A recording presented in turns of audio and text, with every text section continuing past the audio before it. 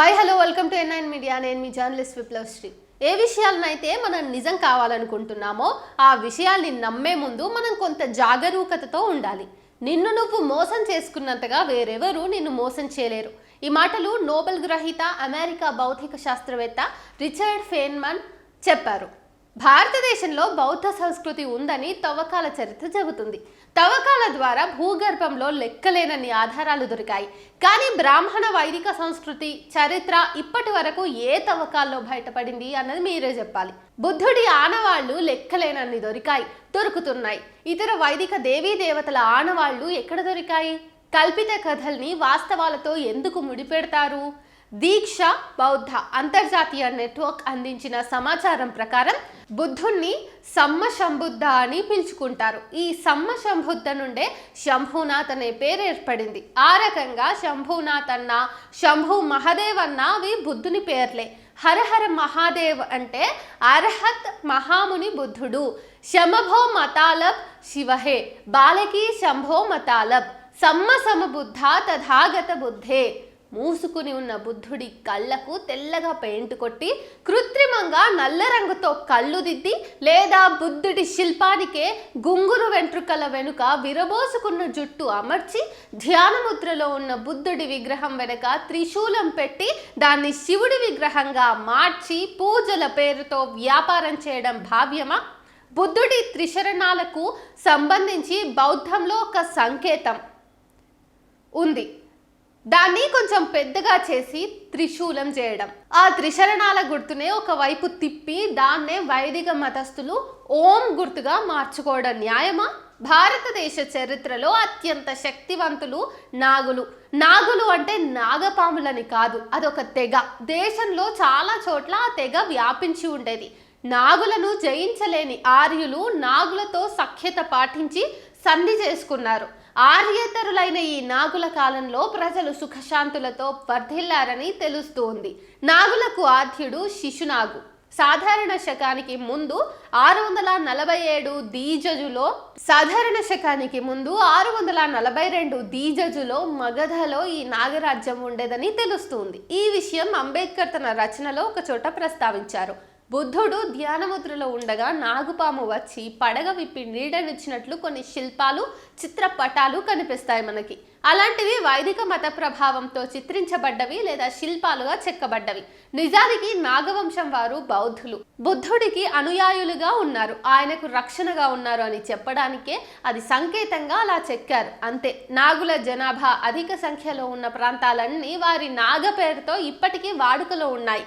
ఉదాహరణకు నాగ్పూర్, దాని దగ్గరలో నాగ్ నది వగైరా. బుద్ధుని అవతారాల్లో చేర్చుకునేందుకు వైదిక మతస్థులు పన్నిన కుట్రలో భాగంగా నాగపాము పడగ విప్పి బుద్ధుడికి నీడనిచ్చినట్టు చెక్కుకున్నారు. బౌద్ధం మీద వైదిక మతస్థుల ప్రభావం అధికం కావటంతో బౌద్ధంలో వజ్రయానం ప్రారంభమైంది. వైదిక మతంలో ఉన్నవన్నీ వజ్రయానంలో ఉన్నాయి. అశోక చక్రవర్తి తన రాజ్యంలోని గ్రామాల్లో, పట్టణాల్లో 84,000 బౌద్ధ స్తూపాలు, విహారాలు, సంఘారామాలు, విద్యాలయాలు, చికిత్సాలయాలు కట్టించాడు.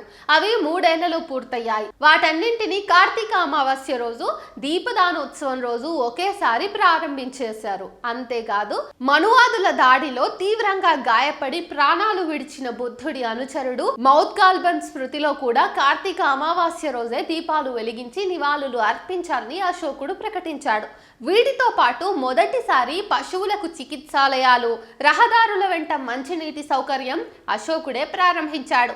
మనుషుల గురించే కాదు, పశుపక్షాదుల గురించి ఆలోచించాలన్నది బౌద్ధం చెప్పింది. దాన్ని అశోకుడు పూర్తిగా పాటిస్తూ మనుషులకు, పశువులకు విడివిడిగా మంచినీటి సౌకర్యం ఏర్పాటు చేశాడు. అలాగే విడివిడిగా చికిత్సాలయాలు ఏర్పాటు చేశాడు. ఇది గమనించాల్సిన విషయం. బౌద్ధ పర్వదినాల్లో ఉపాసన ముఖ్యమైంది. అమావాస్య, పౌర్ణమి నాడు అంటే 15 రోజులకు ఒకసారి సమావేశాలు నిర్వహించుకునే రోజులను ఉపోసథ రోజులు అంటారు. బుద్ధుడు భిక్షులతో కలిసి వచ్చిన సందర్భాల్లో ఇంటింటా దీపాలు వెలిగించి ఆహ్వానం పలికే విధానం సాంప్రదాయంగా సాగింది. ధర్మోపన్యాసాలు, దాన కార్యక్రమాలు జరిపే ప్రదేశాలను దీపాలతో నింపేవారు. స్తూపాలన్నీ దీపాల దిబ్బలుగా, దీపాల కొండలుగా కనిపించేవి. అందుకే వీటిని దీపాల దిన్నెలు అని అనేవారు. దీపావళి బౌద్ధుల పండగ. దీపావళి మరుసటి రోజు గోవర్ధన్ పూజ చేస్తారు. వైశాలిలోని బౌద్ధ స్తూపం వంటిది చిన్న స్తూపం పెద్ద పల్లెంలో తయారు చేసి దానికి పూజ చేస్తారు. అదే గోవర్ధన పూజ. ప్రతి ఒక్కరూ బీహార్లోని ప్రసిద్ధ వైశాలి స్తూపం వెళ్ళి పూజించుకోలేరు కాబట్టి వారి వారి ఇళ్లలోనే చిన్న చిన్న స్తూపాలు తయారు చేసుకుని పూలతో అలంకరించి బుద్ధుణ్ణి తలుచుకుంటారు. అదే గోవర్ధన్ పూజ. ఉత్తర భారతదేశంలో ఇదొక ఆచారంగా పాటిస్తున్నారే గాని దాని వెనుక ఉన్న బౌద్ధ మూలాల్ని మర్చిపోయారు. పూర్వీకులు చేశారు, మనము చేద్దాం, దాన్ని కొనసాగిద్దామనే తప్ప అసలు ఎందుకు చేస్తున్నాం, ఏ విలువల్ని కాపాడటానికి చేస్తున్నాం అనేది జనం ఆలోచించడం లేదు. బౌద్ధులు మరణాన్ని నిర్వాణం అంటారు. నిర్వాణం అంటే దీపం ఆరిపోవటం. ప్రమిదలోని నూనె వత్తి పూర్తిగా మండిన తర్వాత ఇక ఆ దీపం ఆరిపోతుంది. అదే నూనె అదే వత్తి ఇక ఉండవు. వీటిలో మళ్ళీ దీపం వెలిగించలేము. మనిషి నిర్వాణం తర్వాత కూడా అంతే. ఇలా అనిత్యత్వాన్ని అనాత్మవాదాన్ని దీపంతో పోల్చి చెబుతుంది బౌద్ధం. ఒక రకంగా పునర్జన్మ ఉండదు అని దీపంతో బౌద్ధం స్పష్టంగా వివరించింది. మరణించిన వారి తల దగ్గర దీపం ఉంచే సాంప్రదాయం ఈ నిర్వాణం నుండి వచ్చిందే. అందుకే మరణాన్ని దీపం ఆరిపోవటంతో పోలుస్తారు. నీ దీపం ఆరిపోను అనే మాట ఇప్పటికీ వాడుకలో ఉంది కదా. నమస్తే నమస్కారం అనే మాటలు పాలి భాష నుండి వచ్చాయి, సంస్కృతం నుండి కాదు. డాక్టర్ బిఆర్ అంబేద్కర్ పాలి ఇంగ్లీష్ డిక్షనరీ తయారు చేశారు. ఆయన రచనల్లో సంపుటి 16 పేజీ నెంబర్ 217లో ఈ విషయం చూడొచ్చు.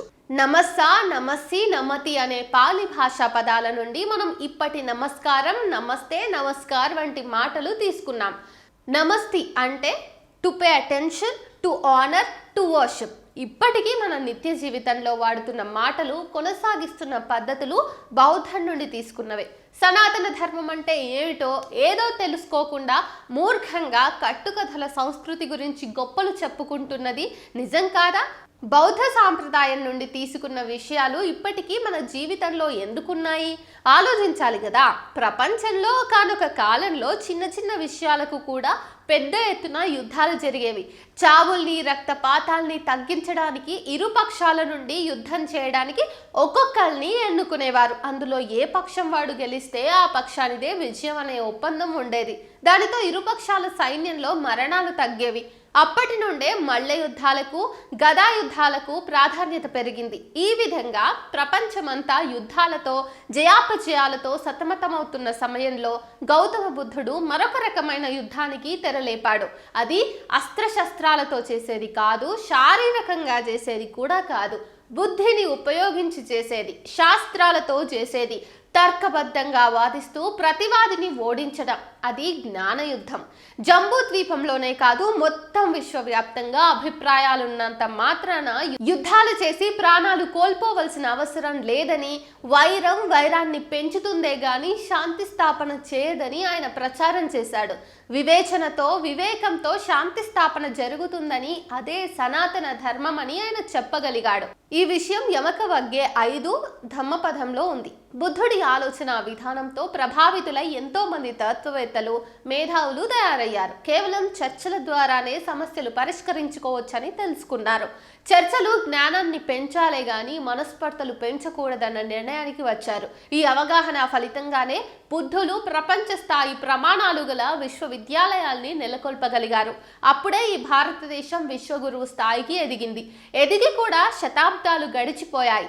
అవన్నీ నాశనం చేస్తూ వచ్చిన మూర్ఖ మనువాదులు ఇప్పుడు దేశాన్ని తామే విశ్వగురువుగా నిలబెడతామని ప్రగల్భాలు పలుకుతున్నారు.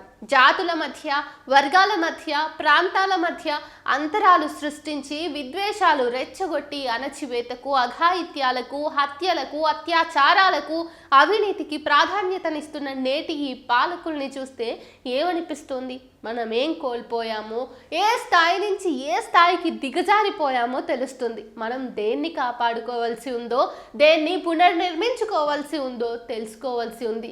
హ్యూన్ సాంగ్ ఇట్సింగ్ నోట్స్ వల్ల దేవభిక్షు అశ్వఘోష్, నాగార్జునుల గురించి, వారి బోధనల గురించి విస్తృతంగా తెలిసింది. తాత్విక విషయాల్లో వీరితో ఢీకొట్టగలవాడు తమకు ఒక శంకరాచార్య ఉన్నాడన్న ఆర్య బ్రాహ్మణులు తర్వాతి కాలంలో తోక ముడిచారు. ఎందుకంటే శంకరాచార్యను జనం ప్రచ్ఛన్న బుద్ధుడు అన్నారు. ఇకనే జ్ఞానంతో పోటీ పడలేక మోసపూరితంగా బౌద్ధారామాల్ని శివాలయాలుగా మార్పించే ప్రయత్నంలో పడిపోయారు. శంకరాచార్య ఏమైనా ఆయన ప్రచన్న బుద్ధుడన్న పేరు తగిలించుకోక తప్పలేదు.